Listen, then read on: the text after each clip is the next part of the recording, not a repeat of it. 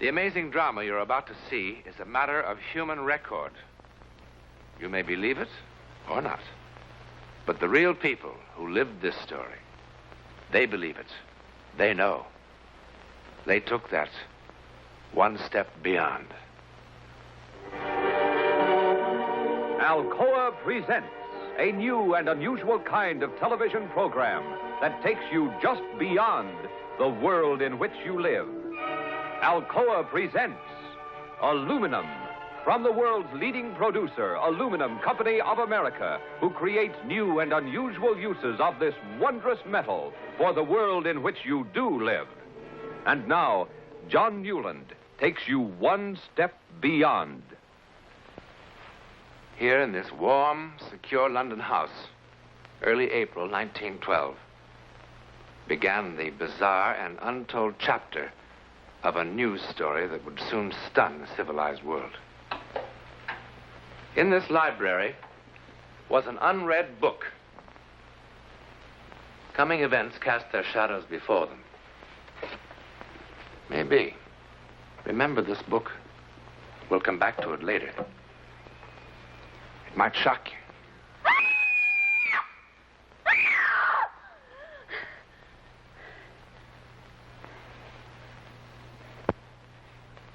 Mother. Mother. Mother.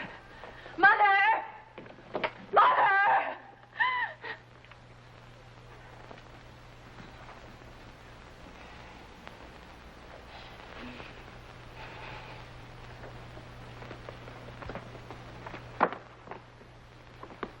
What is it? What's wrong, dear? It was water. Dark water. I was drowning. I couldn't swim anymore. I was drowning. Oh, you've just had one of those old-fashioned nightmares. Oh, no. I don't blame you. All this excitement about the wedding. No wonder. Eric was there. But I couldn't find him in the dark.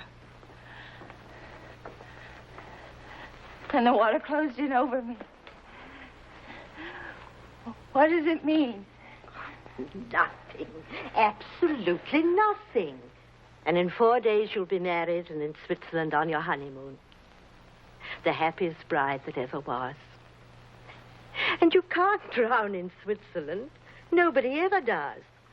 All they do is bang into trees on those foolish skis. But drowning? No. It was all so clear to me.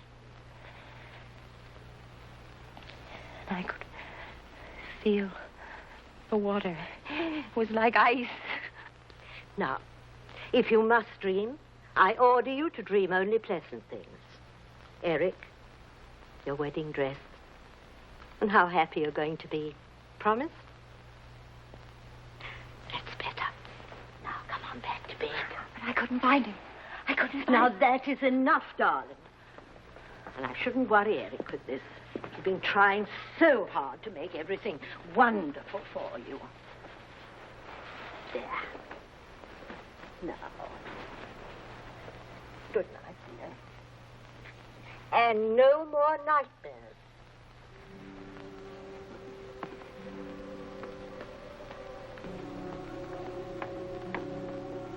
Good night.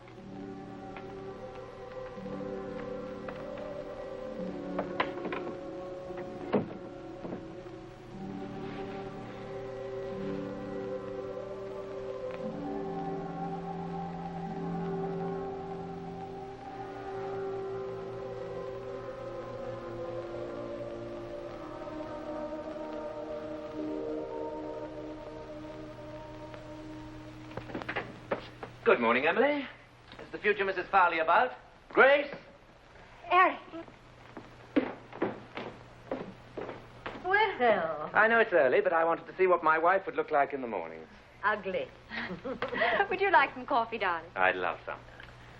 You like surprises, don't you, darling? I love them. Come on, surprise me. It's about our honeymoon. The honeymoon? We're not going to Switzerland. We're not. Well, where are we going? We're going to America. To New York City. New York. Eric. Now, why don't you ask me how we're going to get there? Swim? Rowboat? Raft? All right, darling, how? That's how. Stateroom 111B, boat deck, right next door to Mr. and Mrs. John Jacob Astor, no less. On the maiden voyage of His Royal Majesty's ship, Titanic, Southampton to New York, 6 days at sea, next Tuesday.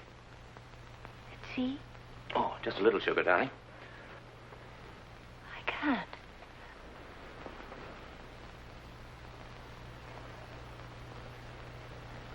I can't believe it.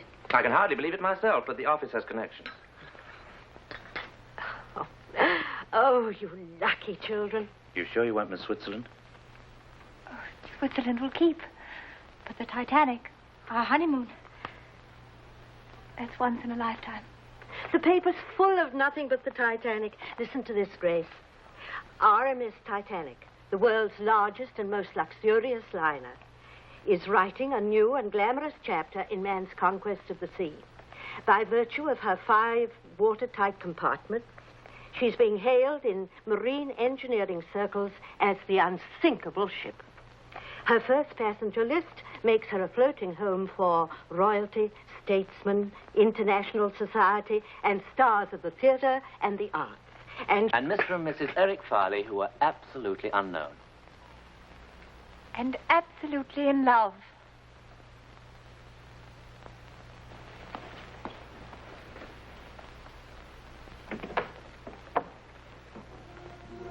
Grace! Grace!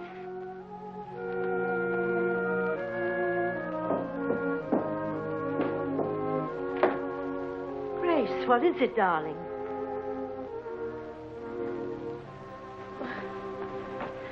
What is it?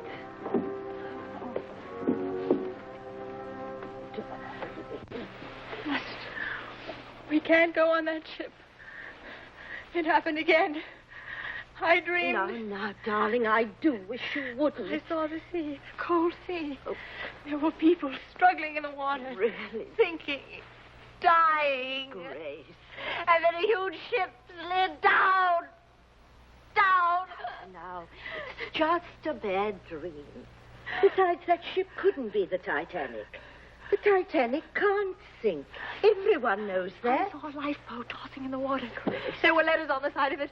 I saw. Really? So clearly I saw the word Titanic on the side of the boat. I did. I did. I did. I did. I did. I did. I did. Your intuition should tell you that what you see next is not a dream. It can come true. Just what I've always wanted. Only my own dear Aunt Agatha would have guessed. Have you ever kept birds, my darling? Neither have I. You ever thought of keeping birds? Neither have I. And by all means, write dear Aunt Agatha and tell her she's made us very, very happy. I will.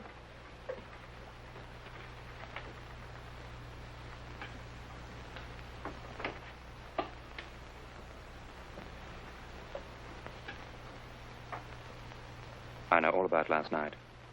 And the night before that. Mother told you. I suppose you think I've gone off my head, one of those silly, hysterical women. I think you're a lot overtired and a little over-imaginative.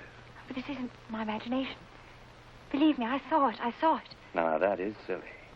You don't believe what you see in your sleep? I mean, unless you're a gypsy.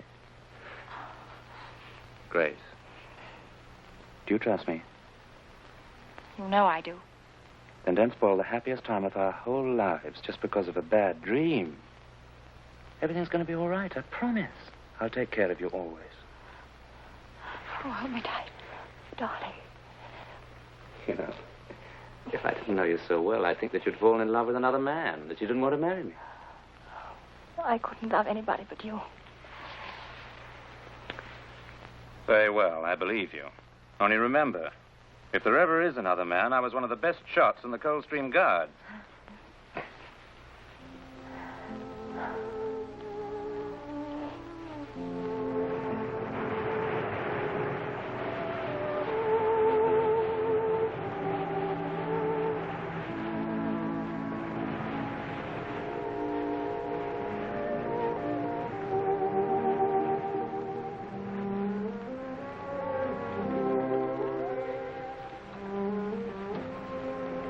Are you asleep? I think I will keep a bird after all. I beg your pardon. That would please your Aunt Agatha, wouldn't it? Terribly. Did you have any particular species in mind? Oh, a lovebird, of course. Oh, naturally, lovebird.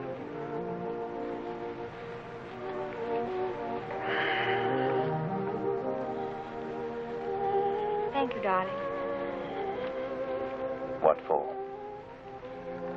The 6 most perfect days of my life.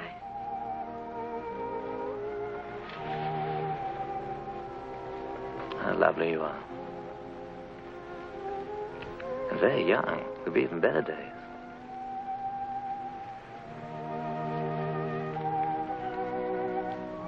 You've forgiven me, haven't you, for those silly scenes I made? I've forgotten the whole thing. I'm glad. Such awful, ridiculous dreams. It wasn't a dream at all. I was wide awake when I felt there was something wrong with the ship. Quite wrong. I know you'll laugh. And I don't blame you. I was in my cabin this afternoon. I imagine it was around 4 o'clock when I heard this terrible sound.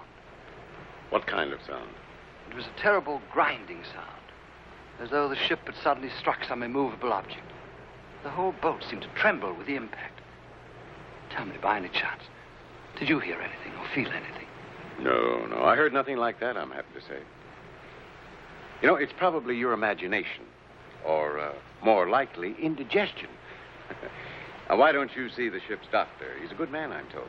I'm all right physically. It's just that for the first time in my life, I'm afraid.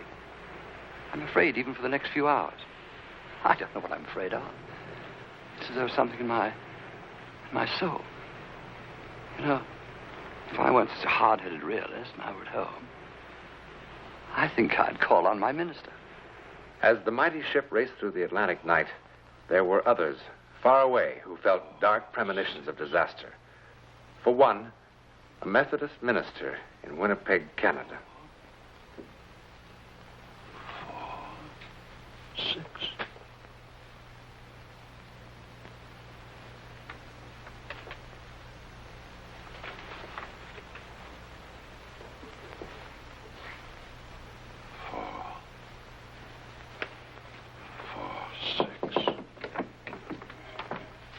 Excuse me, Dr. Morgan, but it's nearly time for the service. Miss Parsons, I'd like the congregation to sing hymn number 446 tonight. But, Dr. Morgan, the hymns for tonight are already posted in the church, and the organist... Please, 446. I didn't know that was one of your favorite hymns. It isn't. I don't even know the words. I simply know that we must sing it tonight.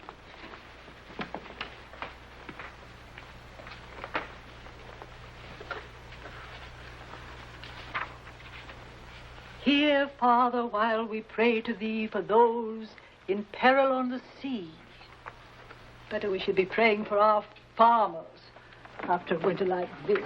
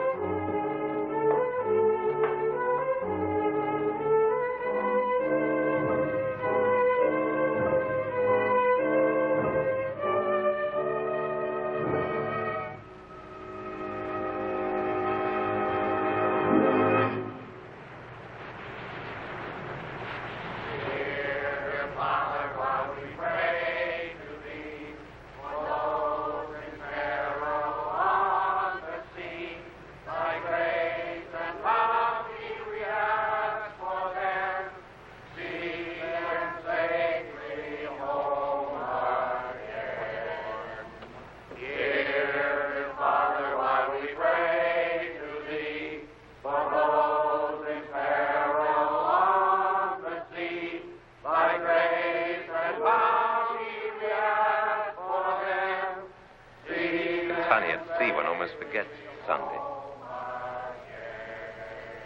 What is it, darling? Nothing.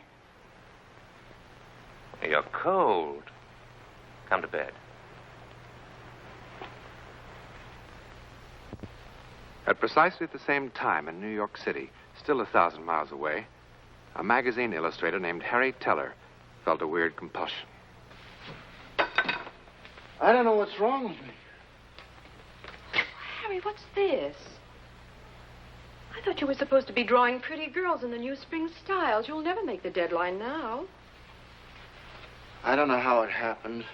I don't know, helpless. Something seemed to be guiding my hand. I can't explain it. You're tired. You've been working too hard. Now, come on. No. No, it's not that. Harry, let's go to bed.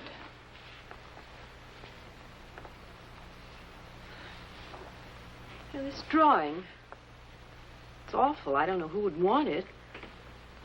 But you know something? This is the best work you've ever done. I've never seen you do anything like this before. All of this detail in here. And Harry, what is it? Your hands are like ice. The water in the drawing was cold. Icy cold.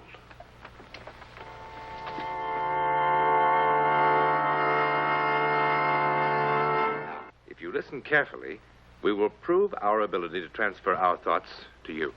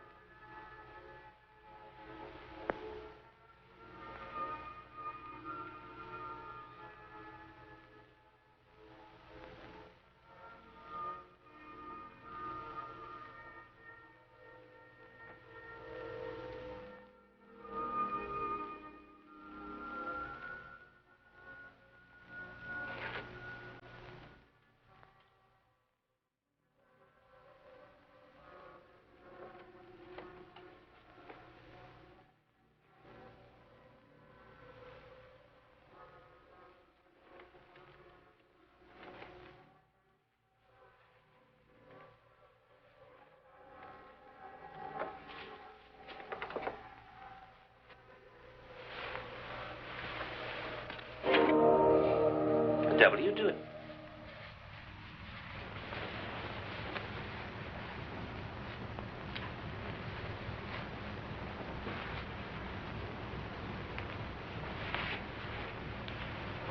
Grace. Grace. Grace.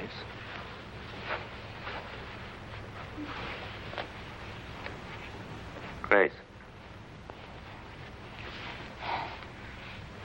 What happened? What's the matter? Everything's all right now. You come back to bed. I don't understand. I was sleeping and someone was screaming, hurry, that we need warm clothes. And I must... What's wrong with me? I must be losing my mind. Oh, I'm losing my mind. Darling, you're driving me out of mind, you know. Look, I'm not John Jacob Astor or a member of the nobility. I've saved for 2 years for this trip, wanting it to be a perfect honeymoon. And to have it spoilt by such childish nonsense. Oh, I'm sorry, Eric. I'm sorry. All right, darling, you're forgiven. I just don't make a habit of pitching my best clothes on the floor.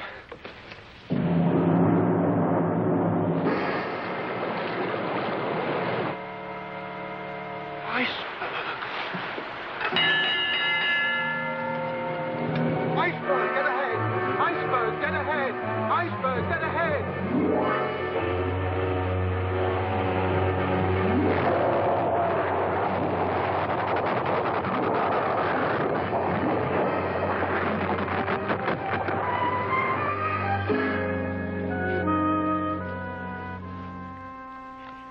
to start.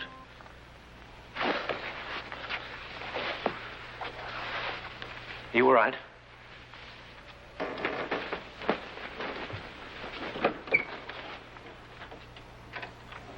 Oh, Stuart. Sir? The engine seemed to have stopped. What was it? There was some report of an iceberg, sir. The captain stopped the vessel, sir, just to be on the safe side, you know. What an incredible ship. What service. They run out of ice at the bar, so what happens? We hit an iceberg. Good fresh ice. That's what I like. It's all over the deck. Have a drink, chum. No, thank you. Never seen an iceberg, darling. Shall we go and have a look? That's a good idea. We'll wrap up good and warm. Captain's orders, go to your lifeboat station. Please dress warmly. Now, there's no need to panic. Just take it nice and easy. It's just a precaution, darling. Remember what the captain said tonight? The ship that nothing in the world could sink?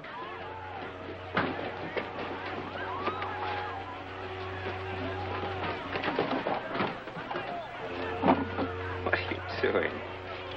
Trying to impress an iceberg with your jewels? Just in case there might not be coming back. Oh, come on.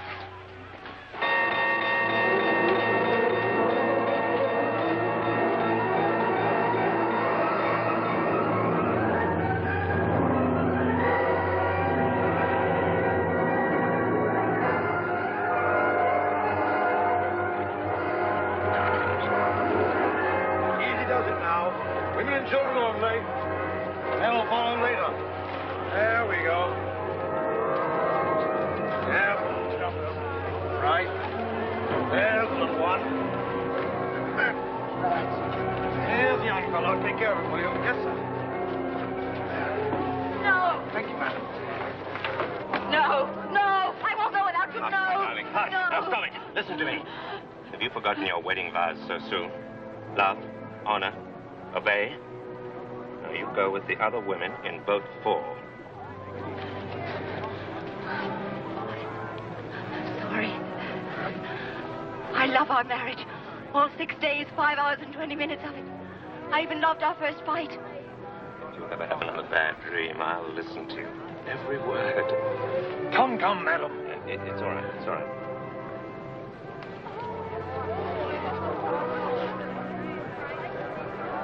Good night, my love.